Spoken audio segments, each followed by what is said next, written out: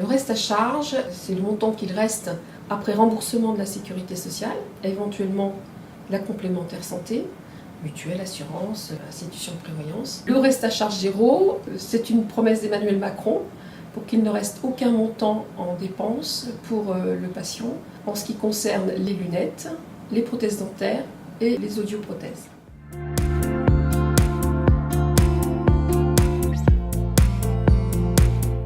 Alors, dans le cadre de la promesse présidentielle d'Emmanuel Macron, la mutualité a attiré l'attention sur le fait de concilier donc l'égalité de remboursement, un remboursement sur des soins de qualité à un juste prix, une liberté déjà pour le patient, adhérent mutualiste ou non, de pouvoir choisir des soins au-delà de ce panier, d'autres soins, d'autres équipements, mais aussi pour les professionnels de proposer des équipements et des soins adaptés qui auraient pu être autres que dans le panier de soins, et aussi aux mutuelles, bien sûr, de pouvoir rembourser ces préconisations des professionnels, mais aussi le choix de ces patients.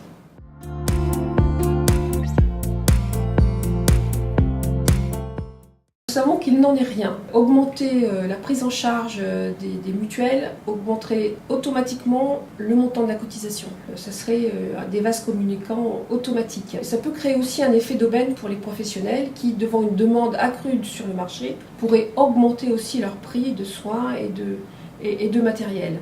Donc c'est plus une restructuration de l'offre et du soin que nous avons envisagé, que nous avons étudié pour reproposer à nos adhérents et aux patients plus des soins en amont, par exemple sur le dentaire au niveau de la prévention.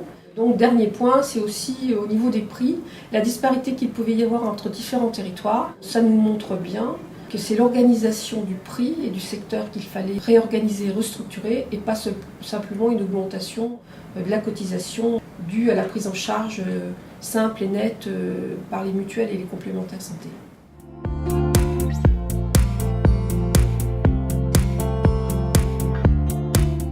Au moins sur une progression sur 3 ans pour mettre en place les différents forfaits reste à charge zéro et les forfaits complémentaires. Agnès Buzyn, à l'occasion du congrès de la mutualité française, a signé les accords qui vont conduire à la mise en place du reste à charge zéro. La réforme du 100% santé va se déployer progressivement. On pourra dès 2019 bénéficier de paniers d'offres de mieux en mieux remboursés jusqu'au remboursement total pour les forfaits reste à charge zéro à l'horizon 2021. Par exemple, en matière d'optique, l'accès à des montures sans reste à charge sera limité à 30 €, puisqu'il valait mieux privilégier les verres que la monture.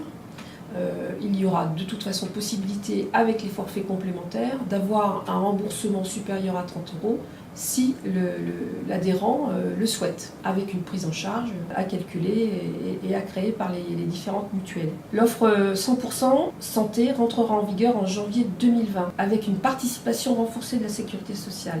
En revanche, il y aura des offres de tarifs libres qui connaîtront une diminution du remboursement de l'assurance maladie. La mutualité française et les mutuelles se sont engagées à ne pas augmenter les cotisations dans le cadre du reste à charge zéro et à limiter les cotisations sur les forfaits complémentaires qui pourraient être étudiés et créés à l'occasion, puisqu'on en a la possibilité. Dans le cadre des forfaits complémentaires, l'augmentation sera limitée.